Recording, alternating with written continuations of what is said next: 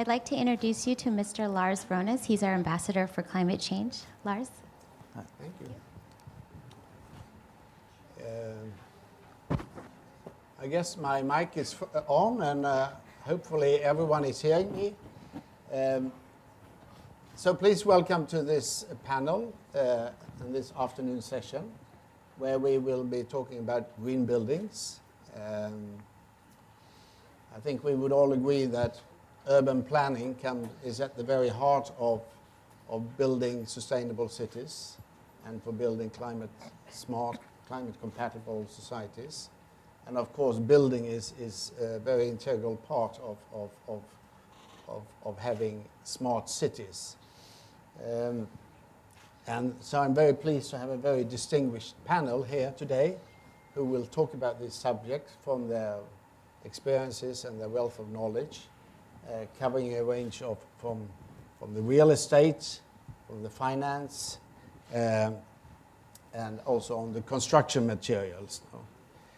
I will start by introducing Anita Arjundas, who is the managing director for the Mahindra Lifespace developer, and also the president of the real estate sector of the Mahindra Group, yes, which is I think has a almost $20 billion turnaround, and it's a diversified federation of companies. And Anita is responsible for the strategic direction that is guiding the Mahindra Group and to drive the sustainable agenda. So we will be looking forward to hearing to you in a very short while. And I know that you're also a member of the IFC, Sustainable Housing Leadership Consortium. That's right. Then next to me, or next, There?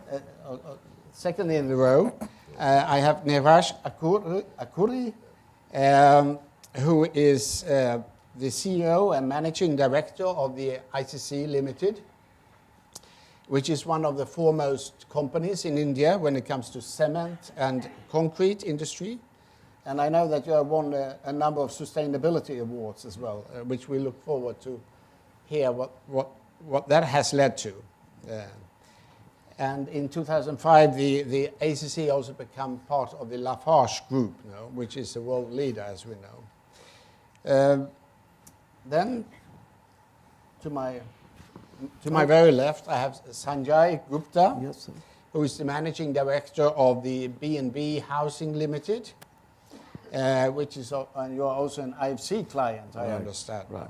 which provides housing loans to individuals and corporate bodies for purchase, construction, repair, and upgrading of houses. So welcome to this panel. Thank you, sir.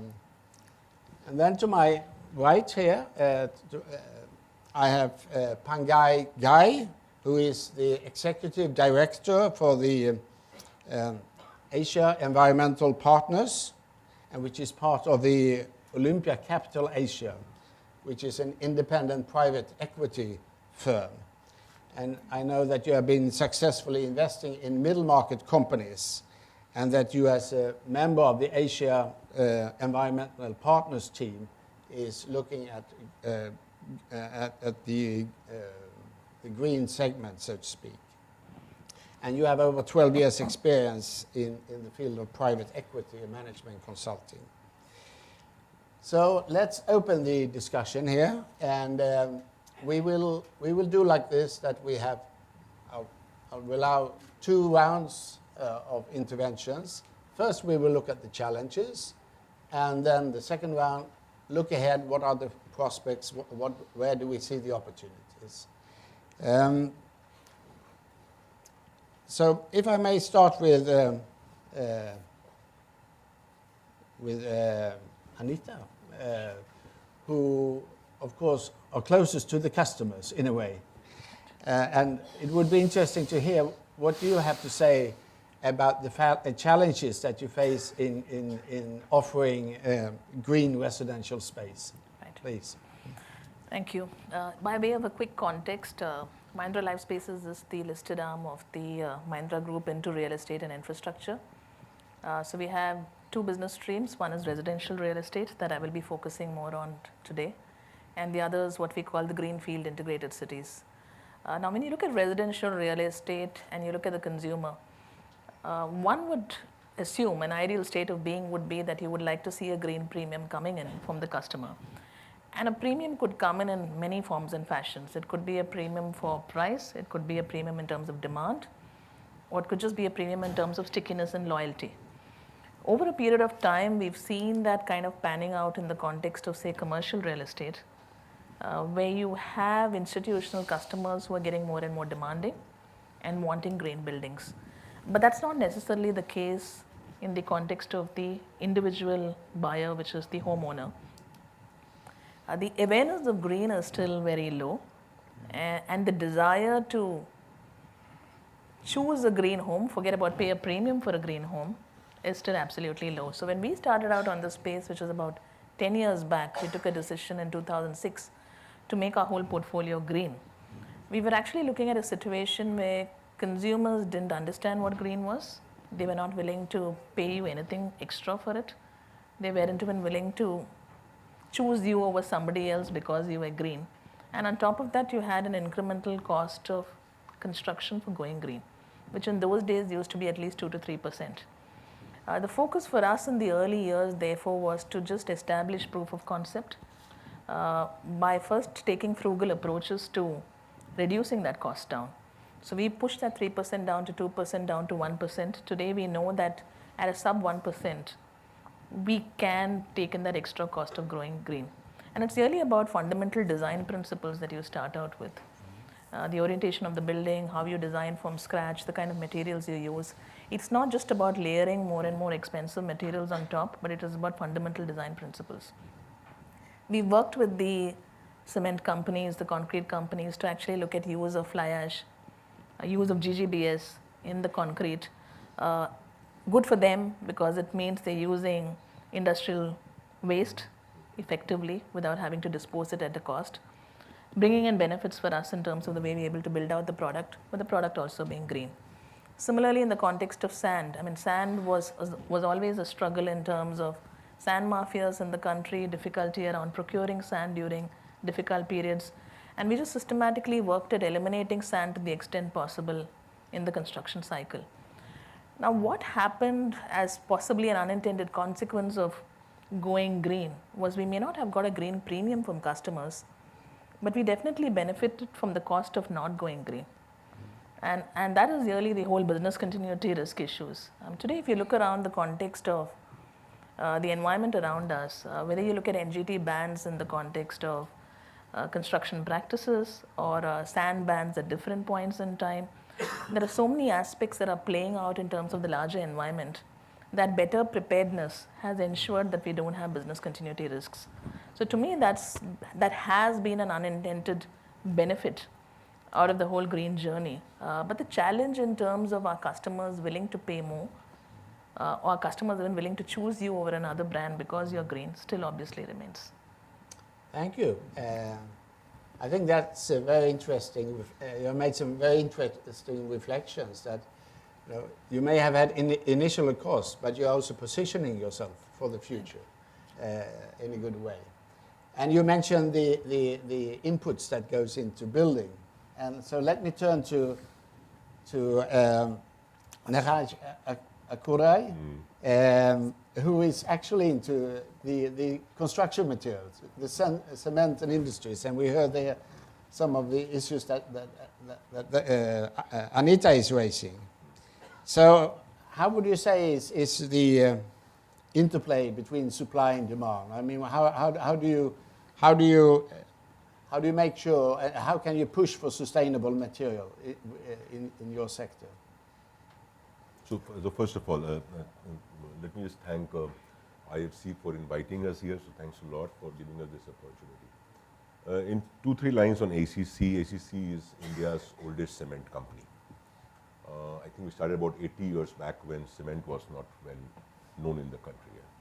Very old Tata company, and I think one of the foremost company we started what I would call modern building materials. So just for the audience to know that we built some buildings in South Pole 40 years back. So we have done some amount of work around sustainability, and this is what I wanted to capture today. And I would like to go back and see my founders of what they were seeing when they were building this company. And from their perspective, it's good to answer the question on demand and supply. I think as business, demand and supply is about the existing business. As business is also about anticipating the future demand and supply. And to go a step forward is also about shaping the future demand and supply and designing the future demand and supply. And I'm happy that all of us who sit here are doing all the three. I mean, we are as much working on the current demand supply.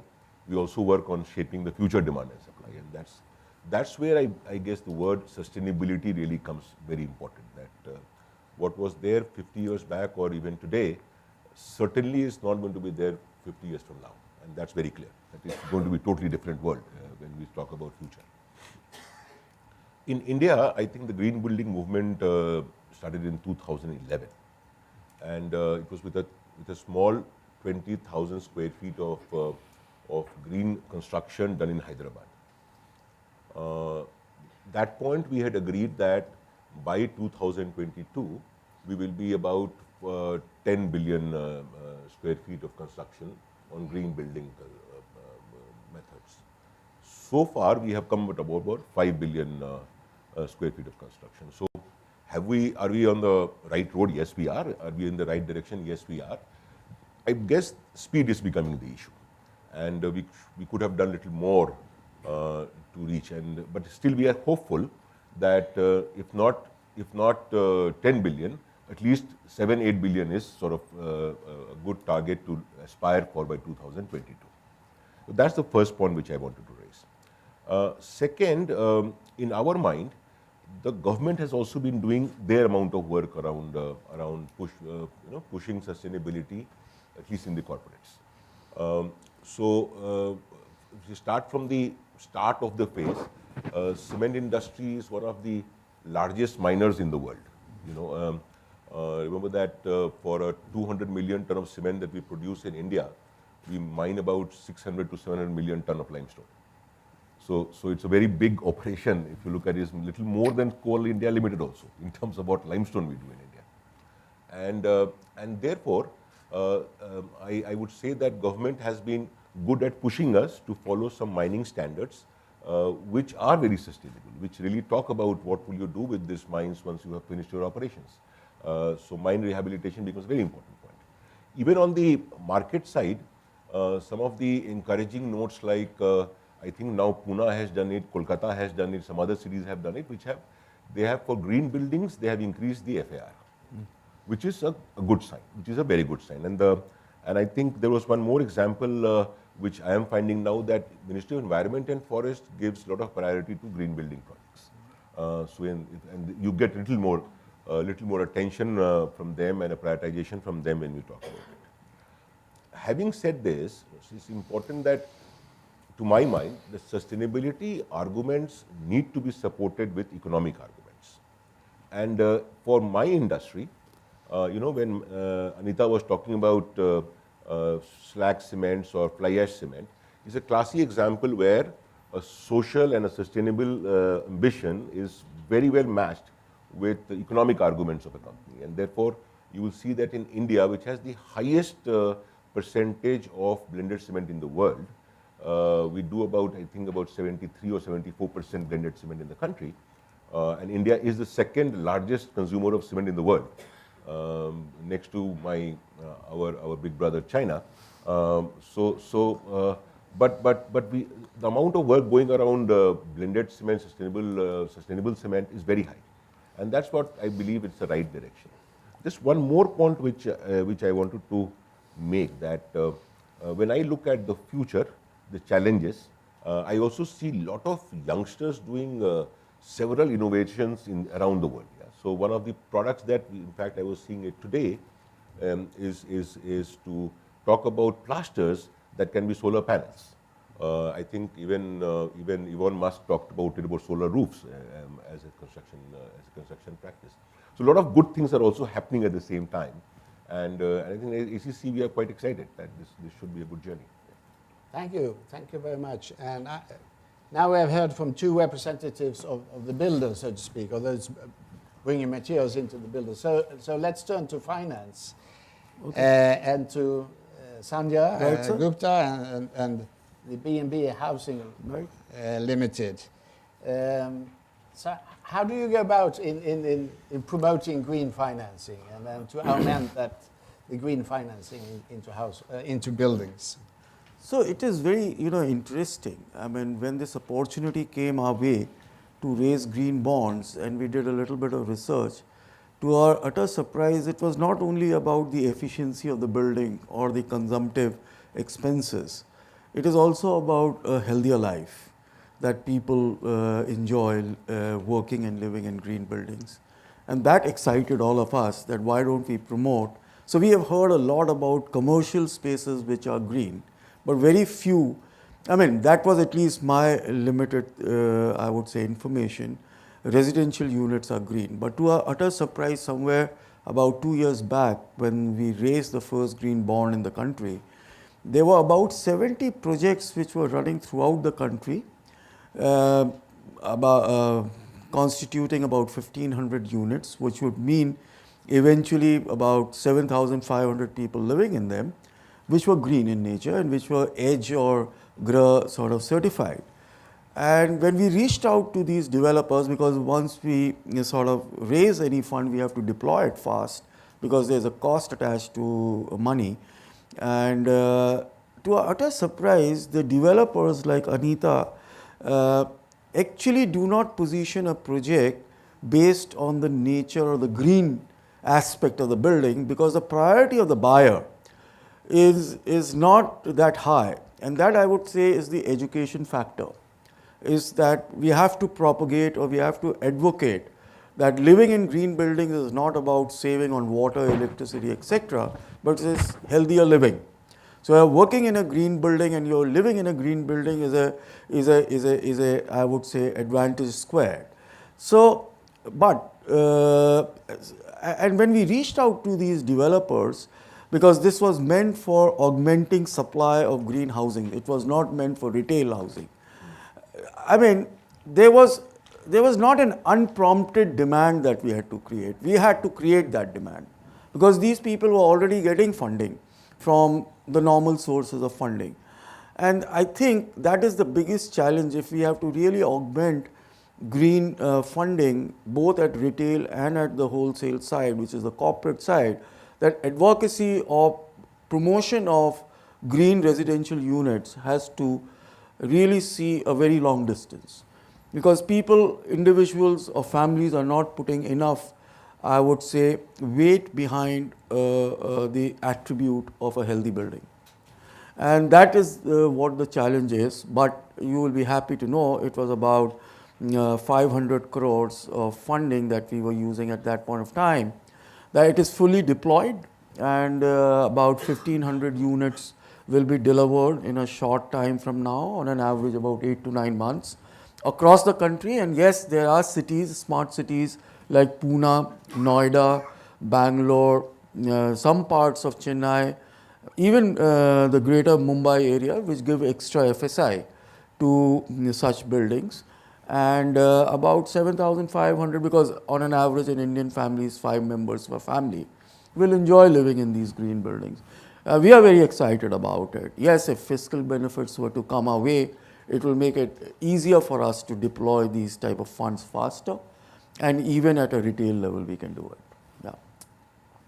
Thank you. Thank you so much. And before I turn on to private equity, I have to apologize for I missed out. Yeah. I missed out the hotel, despite we are staying at a hotel. So I apologize for this. So may I introduce Ashish Jakkanwala, who is the CEO and co-founder of the Sami Hotels, and also an IFC client. And you are Sami is a hotel asset company. Yeah. and you engage in development acquisition, and including the IFC-funded Marriott project here in New Delhi. And you are the Chief Executive Officer, Managing Director. So I look forward in just a second to hear from you. So we will also have the hotel dimension coming into this discussion. Thank you so much. But may I turn first to, if we stay with the financing part, and to talk and turn to the private equity firm, no? Pankaj Ghai, you are the Executive Director. And could you say something about now what has your role been in pushing for the green component in financing your projects? Thank you, Lars. So just to give a context of my views, we are a sustainability-oriented fund investing across Asia. We are investing in manufacturing services, and asset holdcos. We don't directly invest in real estate as an asset class. So some of the views which I give maybe because of the way we look at the market.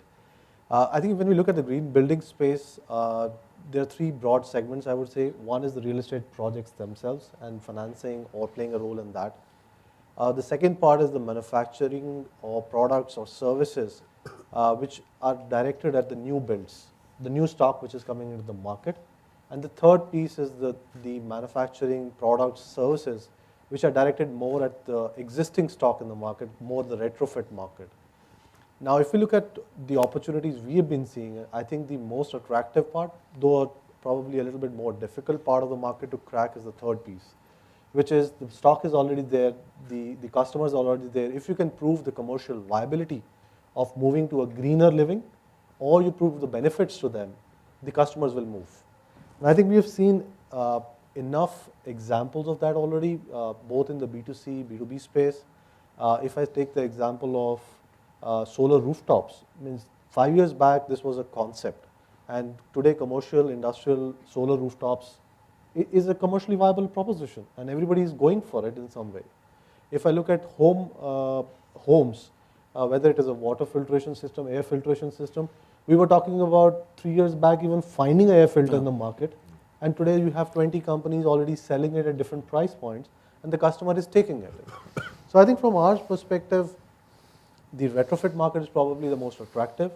The C&I market or the commercial industrial market typically leads by examples. They do a demonstration effect, and then it penetrates down to the retail market.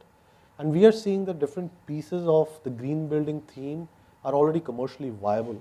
And when we look at investment opportunities, we've probably seen pieces of it all the way along, from materials to products for home use, to products for commercial use, industrial use, whether it's energy efficiency, water recycling.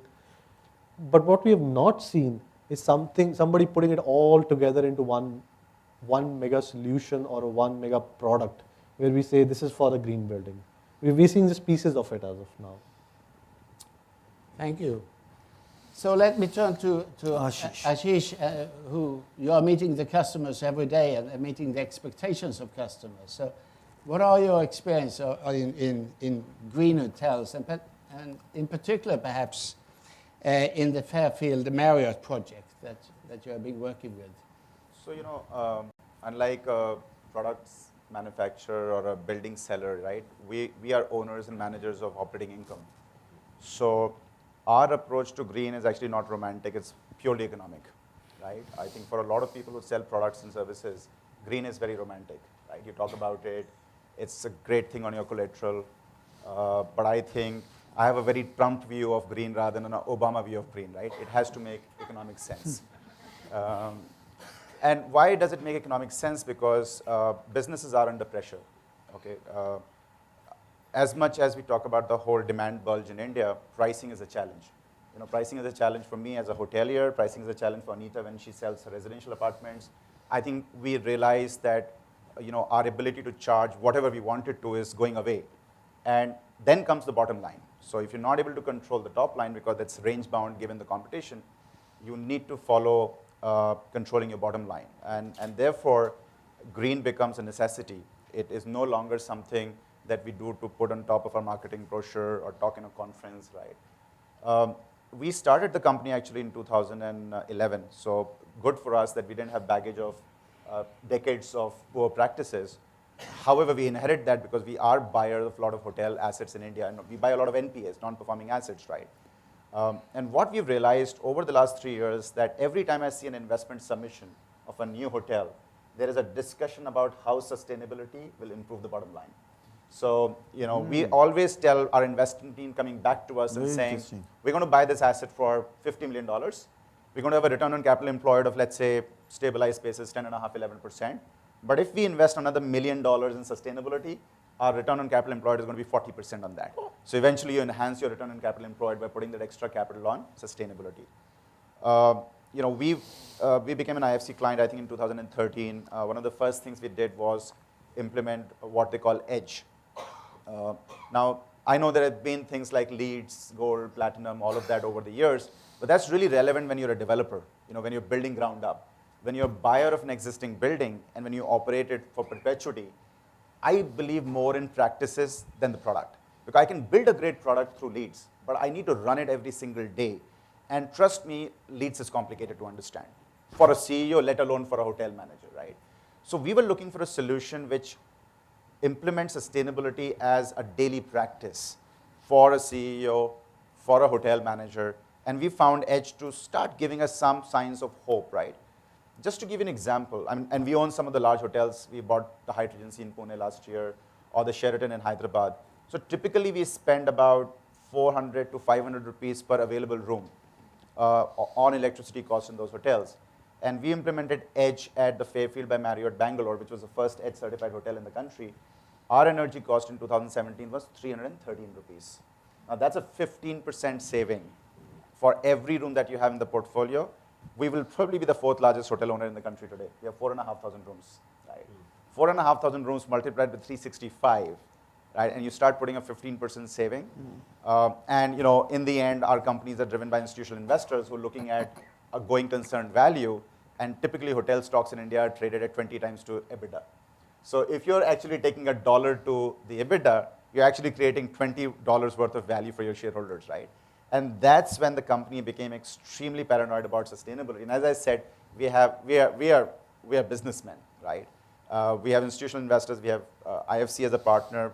We have Goldman Sachs. We have Equity International. They want financial returns, right? So we don't do anything for narrative. We do everything for financial returns. And we have seen, I was talking to my colleague in the car, this year we've seen anywhere between 11% to 17% savings on energy costs purely because of sustainability. We feel it's primitive. There's more to come. I do feel, and I think that's a part of a later discussion today, but I do feel that we're only touching the tip of the iceberg when it comes to sustainability-driven profits, right? I will repeat it a dozen times. I don't think when you talk about sustainability as a good to do, anything will do it. When you talk about sustainability as a must to do, only then people will do it, right? And I think that's the challenges when, in residential space, it's good to do, nobody buys it, right? But for business for somebody like me, it's a must do, right? I need to take that $20 of value for my shareholders. I need to change incandescent with LEDs. They're still on incandescent, by the way, right?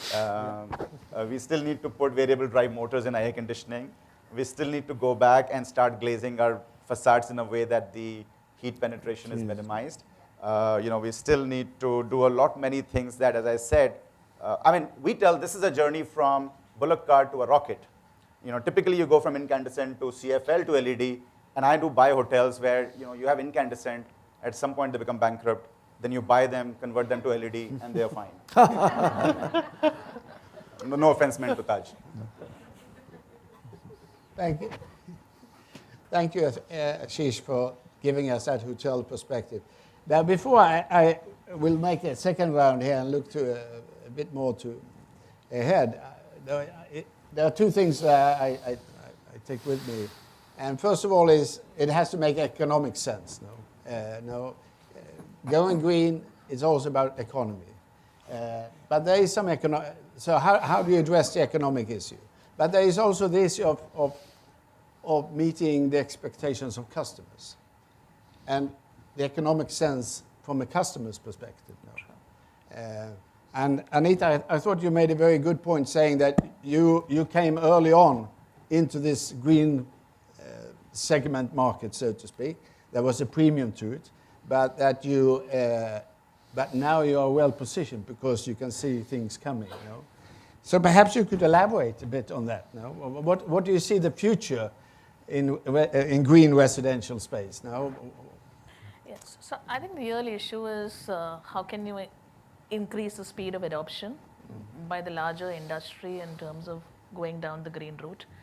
We keep hearing a lot of statistics about the level of urbanization that India is going to see, the nuclearization of families, aspiring lifestyles, more affluence. There are going to see more and more appliances being used, energy needs going up, water needs going up. And therefore, in the context of all of that, it is an imperative from the country's perspective that the green agenda works faster, quicker across the built environment.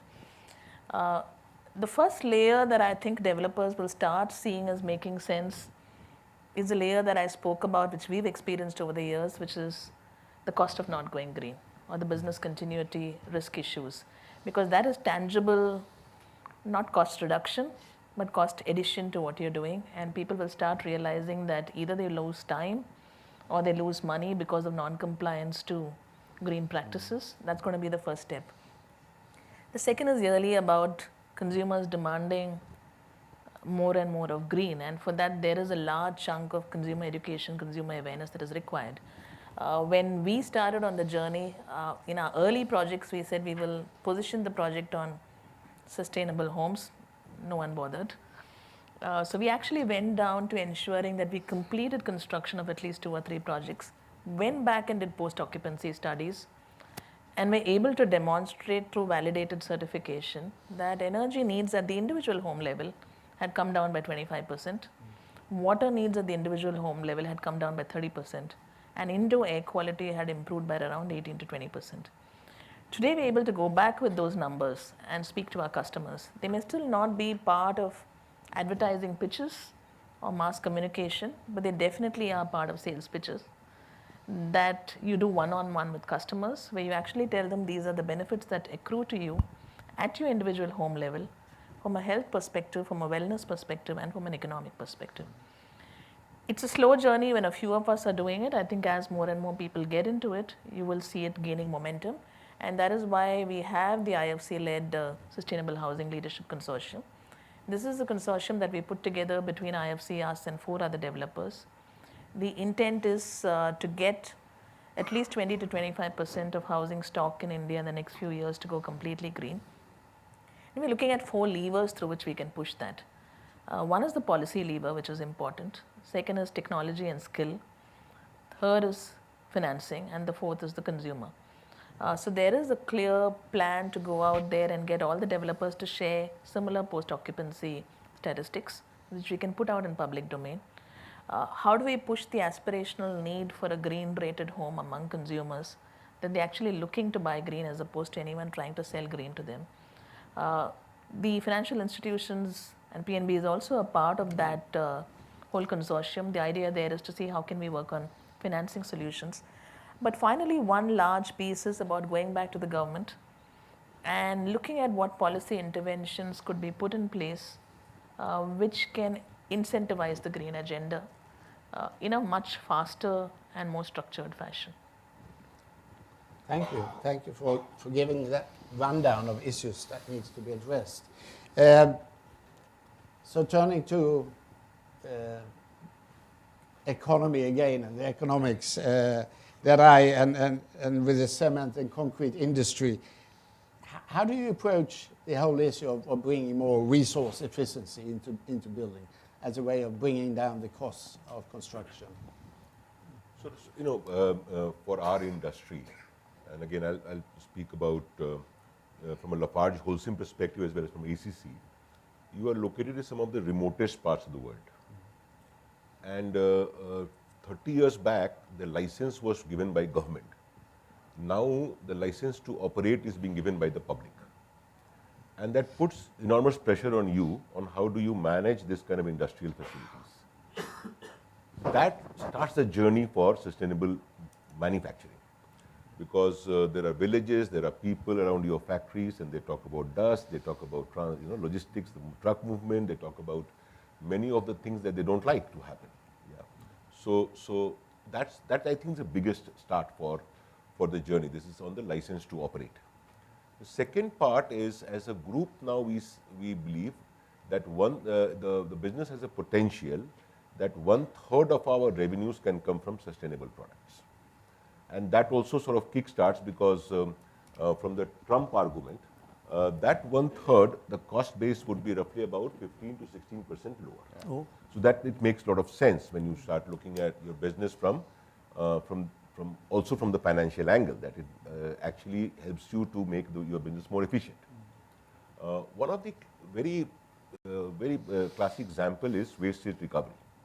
If you look at in industrial facilities where there is incineration involved, the amount of waste of heat that we do, you can actually save 20% of your coal consumption if you just were to able to tap that heat into your system. Yeah? So in our industry, a lot of work is being done on that. On steel industry, a lot of work is being done around that. That how do you reduce your coal consumption by adopting waste heat recovery?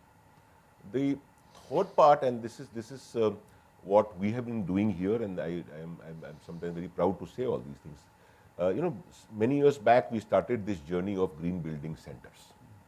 What we found that while in the metro towns, the concepts of green building is very well established. In the tier 2, tier 3, or even in the village areas of India, it is still not catching up. So ACC started doing green building centers, not in the big towns, but in the smaller towns and near to the villages. Today we have got close to 100 of such centers spread in very remote parts of the country, where we also use the help of our very vast network of 30,000 retailers to sell products that are green in nature. So red clay brick is being substituted with fly ash brick, and that at least reduces the removal of topsoil. So we start doing the market part of on the product, and I think we have been reasonably successful because all these businesses are making money. So ACC just gives the brand and the technological help, but the business owner, the franchise owners are all making money. So I'm very optimistic about it that even in the tier 1, tier 2 and the smaller villages of India, the concept is catching up. Yeah. And that people are ready to believe that and ready to buy. Of course, there is economic consideration, so you have to market it very well. You have to position it very well. It shouldn't come across as a weak product versus the traditional product.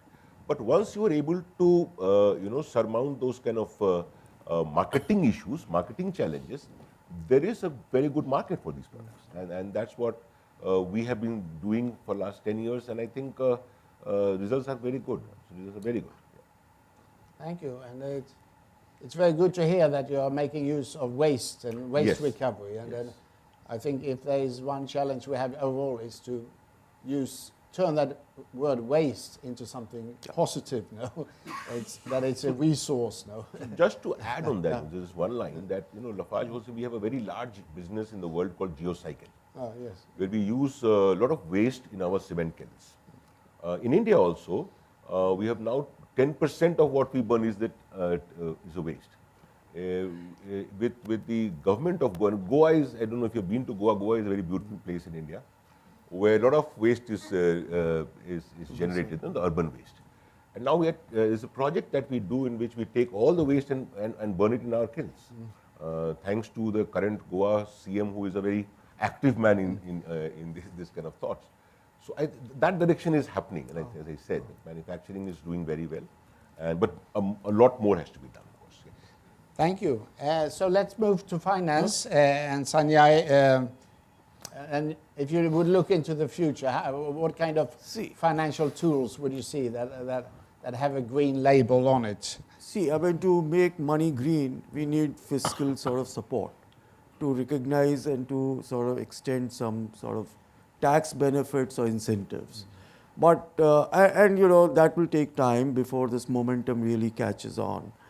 But from our own side, what we have done is that from our corporate social responsibility funds, we are training about, on an average, about 20,000 workers, construction workers across the country at different sites with different developers to be trained to construct green buildings. Because there's about, I mean, that's just an estimation, about 5 million labor shortage to be available for the next 10 years to construct those buildings. So that's from our side that we are contributing. We collaborate with NSDC and Skill India to do it. And the beauty of this is not only the technology which will come on the construction side will be green, but the wastages in construction are getting reduced tremendously. So as Neeraj was speaking about wastage, so are we very much concerned that when we are funding large projects, we are funding retail and corporates to buy new housing, then it should be as sustainable as possible and as green as possible.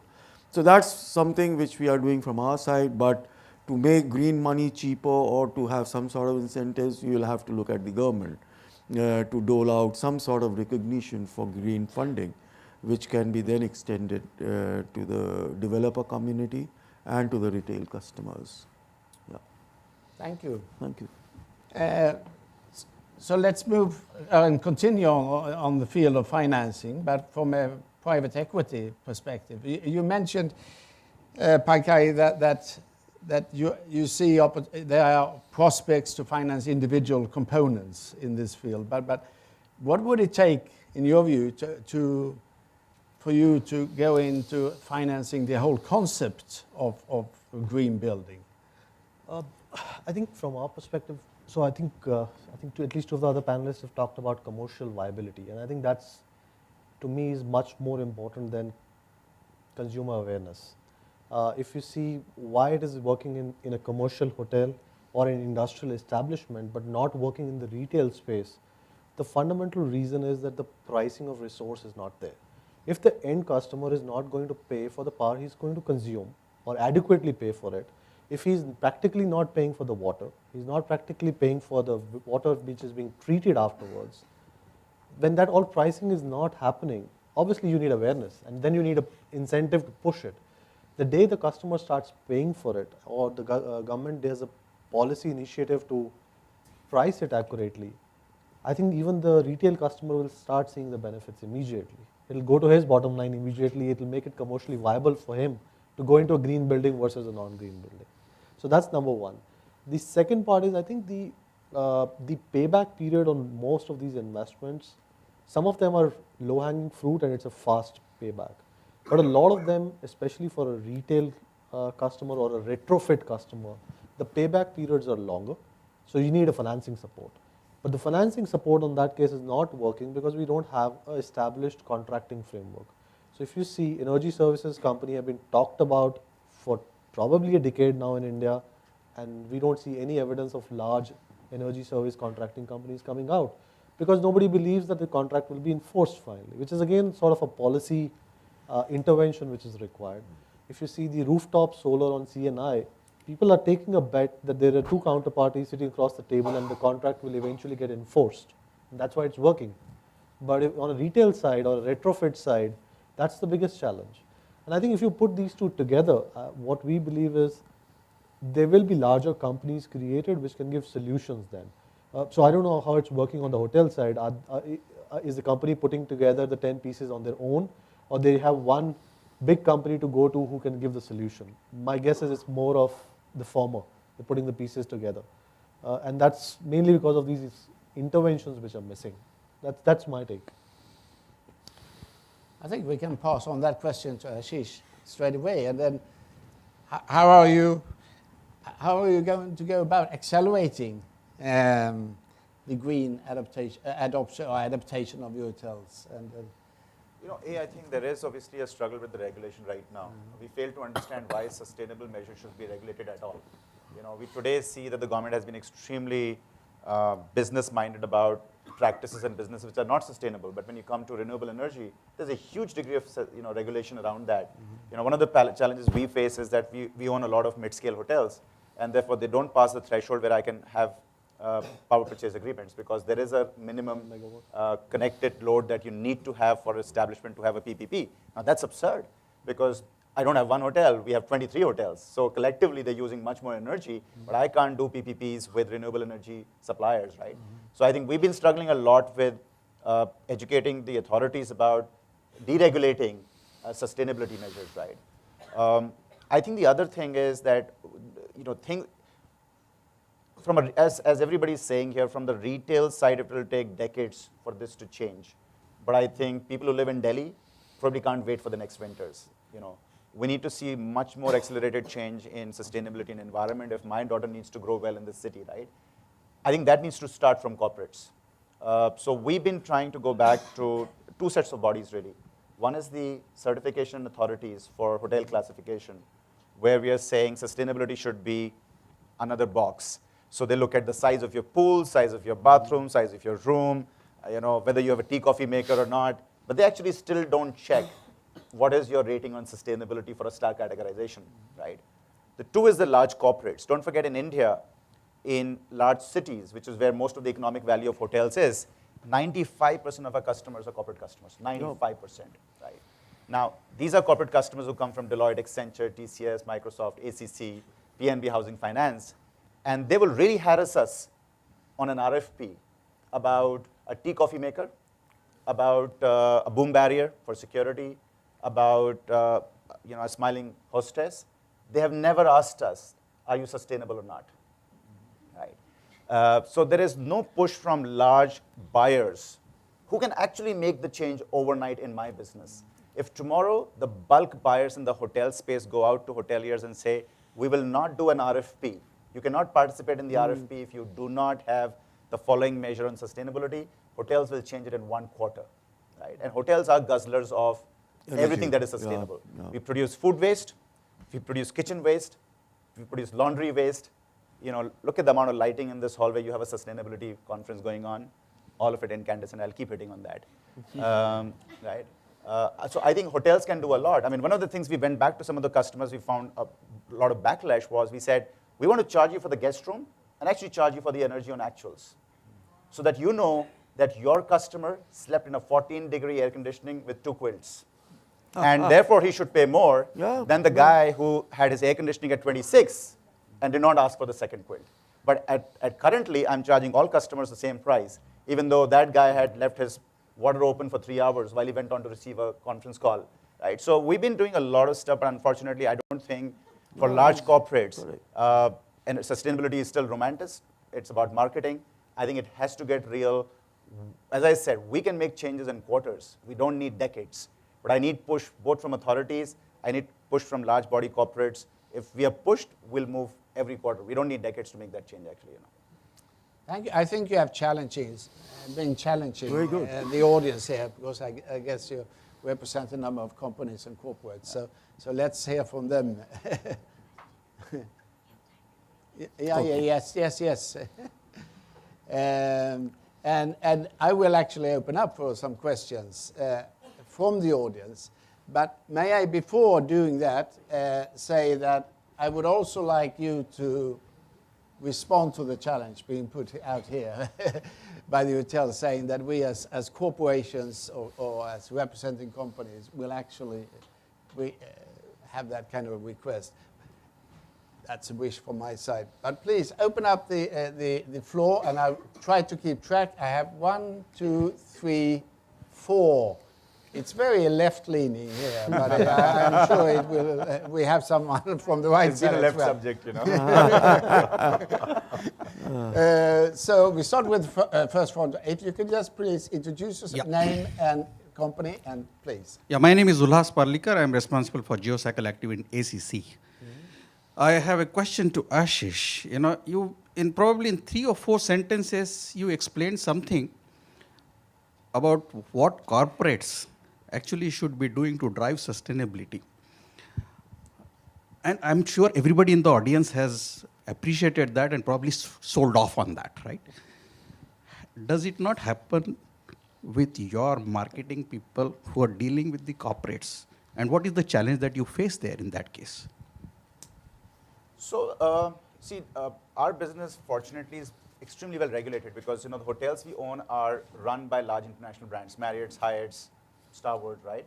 And these companies have adopted very high degree of sustainability measures. So I can almost promise you a lot of these hotels, by just virtue of being branded with these international companies, follow reasonable good practices, right?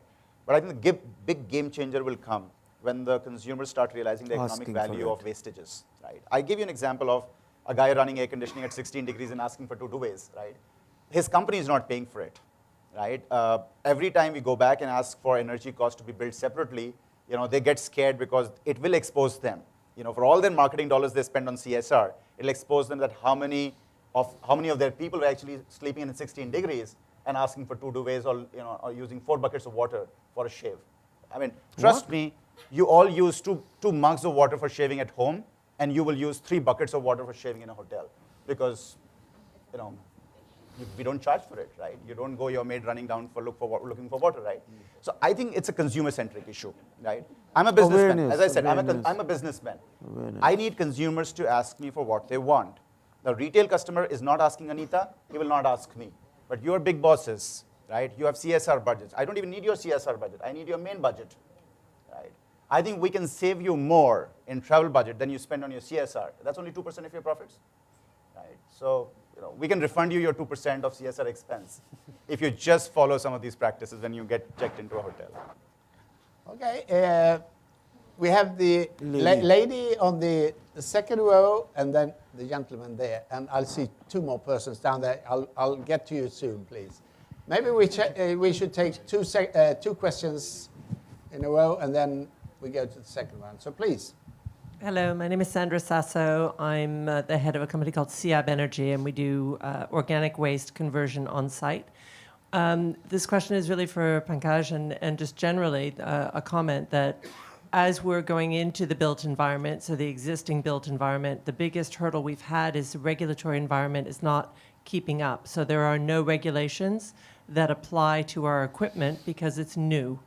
And so it slows us down. So the first implementation we've done in a big city in the US, it's taken us 12 months to get through the regulations because the regulators weren't sure what to look at. And I would say it will be the same thing in each and every geography. So how do you, yes, it's brilliant to say go for the existing fabric, but how do you move that forward and who should be helping with that?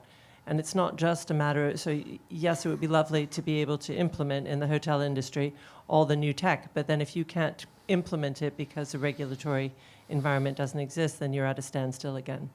So it's what's the next step and how do you make that happen? Thank you. Sure. I'll ask you, but We'll take one just more please hold on, and we'll get the second question, and I'll pass it on to you, please. Now, in front of you, and then we move downwards. Yeah, Chitranjan from EcoFirst Tata Consulting Engineers. Want to ask one question from probably PNB or its financial side. They are the most evolved guys there in the market, I'll say. They understand well the financing, they understand well the importance, they are well educated. I just want to understand what is your perspective when you evaluate any projects from sustainability perspective. Don't you think there is a lesser risk projection for such projects, whether it is individual housing finance or the project finance? Like the guy who is doing the sustainable projects is a less risky guy because he is already evolved guy. Similarly, the guy who is buying green building is already evolved guy, he is a better off. So your risk of return is lesser there. So don't you apportion some amount and reduce your cost of lending to them?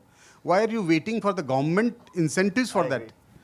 So Well, that's what. okay, I mean, I get your question and with paucity of time. Where is the wrong? Okay, I'll, you know. You just All right. remember it for 15 seconds, Okay. whether there is Right. less risk in this. Right. And I'll pass the I think floor we can to have you. probably a few hours of conversation on the regulatory framework and how it took 12 months in US. I'm sure it could take a few years in India. So I think that's the reason we said commercial viability. See, if the government does nothing, as we know the piles of municipal waste in Delhi, just a few kilometers down the road. So if they do nothing but just price the service, the commercial viability aspect will automatically come in. When you go and sell that solution to an apartment complex or a hotel, today they don't want to do it because the easy way is throw it out on the road, it's free.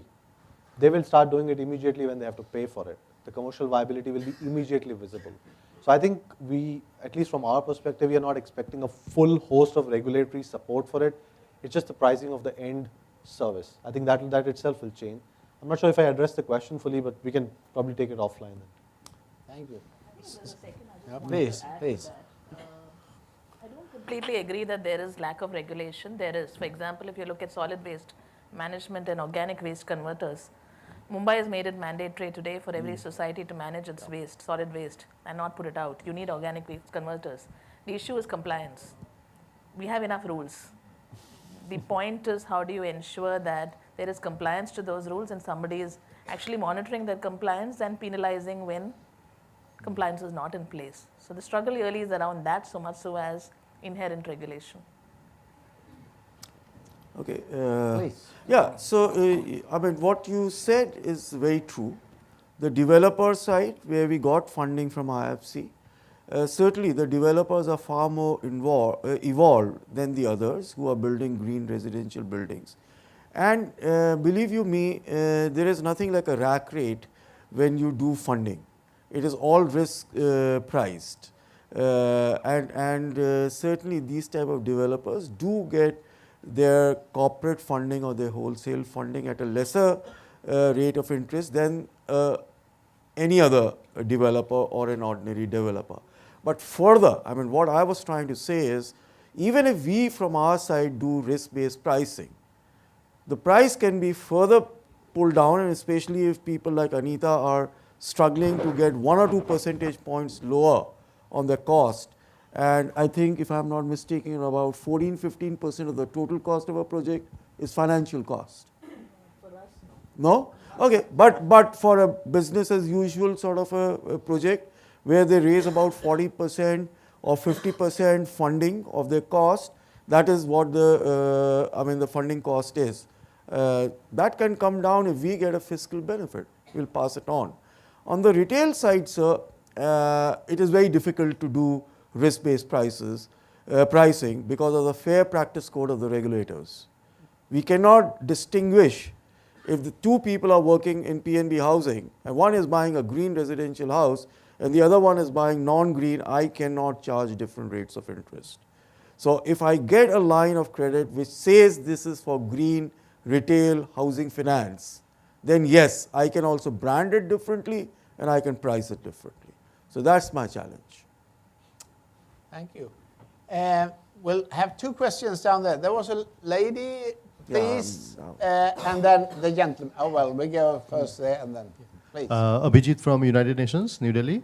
Quick question. I'm more concerned about building components, green building components, rather than the entire building certification, which is moving along GRIHA, IGBC, and so on. I think that components would penetrate the market faster than entire buildings. And certification is key to, like for example, fly ash, we have made a lot of progress, but not so much with other building components. So any thoughts on certification, whether it's it has to be a third-party certification, but there could be industry-led third-party certification. So any thoughts on the importance of certification or any progress or obstacles? Thank you. And someone who wants to take it up? But first, we'll go down there. Thank you. Hi, my name is Gauri, and I'm here representing the UN. My question is related to what Ashish was speaking of earlier about consumer demand. And Anita, you spoke about it as well. So I'd like to ask this question, as leaders in your respective spaces, what are you as a community doing to build the awareness and education amongst the consumers? I mean, how much of your marketing dollars is going towards education and awareness building? Because we all know it's necessary and it's required, but how much of time, energy, space, money are you dedicating to it? Thank you. Should we first? I'll try to answer your question. So, most of the products, at least anywhere in the world, are controlled by the regulators of those countries. So in India, it is BIS, or there are EN standards, or there are other standards also in the group. When fly ash cement or slag cement or other forms of pozzolanic material was introduced, every such material has its own code. And that's what, as in any building material supplier would be. In addition now, we also have the building codes. So that also comes in very handy on those things. Do we see a future where we have new products? For example, now we are talking about clay cement, LC3 cement, which is becoming very popular notion across the world. Those codes are not in India, and those codes are existing in other parts of the world. So some work has to be done for sure, but I think government level, collaboration is very high. I see a lot of Indian government collaborations, for example, with the European Union, where they, at least on the codes of products, they bring a lot of standardization. So many of the codes that we use here are almost similar to what we use in Europe as well. So that aspect is happening. The challenge would be, how do you bring some of the innovative products in the market? Yeah, and how do you work out on the production? I mean, remember that a cement factory is a $500–600 million investment. It's a very capital-intensive project. Yeah, and to change is very expensive. If you want to today say not this product, now I will do something else, it's almost to write off a $600 million investment. Yeah? So it's not easy. We are also facing this kind of constraints where we operate, where we want to change a product, but you can't because of the industry itself, the facility itself doesn't allow it. See, so those are challenges. I'll add to this. I'm a bit of a cynic to product certification, because we all know how that industry works really, right? I think the process certification is even more important if you truly want to imbibe sustainability. Right. I have dozens of times seen companies spending millions of dollars in sustainable products, which in the second month are not run the way they should be run, right? And there goes your whole ROI payback period. I think certification of products, especially in emerging markets, only leads to more corruption, because you're incentivizing somebody to put a stamp on a product, right? I think process certification is what companies have to inherit themselves, because I firmly believe that at some point of time, it's economics which drive a business. I have never seen poetry driving business in the last 500 years, right? So I don't think I need a certification for my variable drive motor in air conditioning or the glass that I'm buying from my facade. It's my P&L that certifies whether I'm doing that or not, right? And at the end of the year, when my auditor shows me 5 hotels and one hotel's energy cost is 20% above the last other 4, there goes the certification, which you better fix yourself next year, right?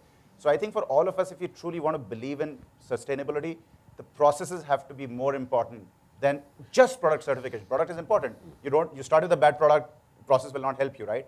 But I think let's move away from this whole product certification thing. We know how it works. Thank you. I think we are coming to the end of our session. Time is up. There was that lady. So just did I miss someone? Yeah. Oh, please. So a lot of money is spent on talking about sustainability, if that was your question, right? Are we doing enough marketing dollars on telling that we are sustainable? Answer is yes, all of us. Is it making an impact? I don't know. Thank you. Thank you for coming to this panel.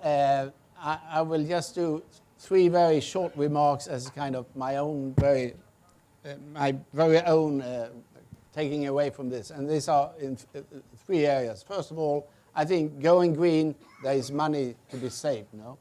You can save money by thinking green. It's about efficiency a lot. And I think the whole issue of waste recovery is one area of that. Secondly, on regulations, yes, we need regulations. But the more you have regulations that incentivize actors rather than punishing them, because then you need enforcement.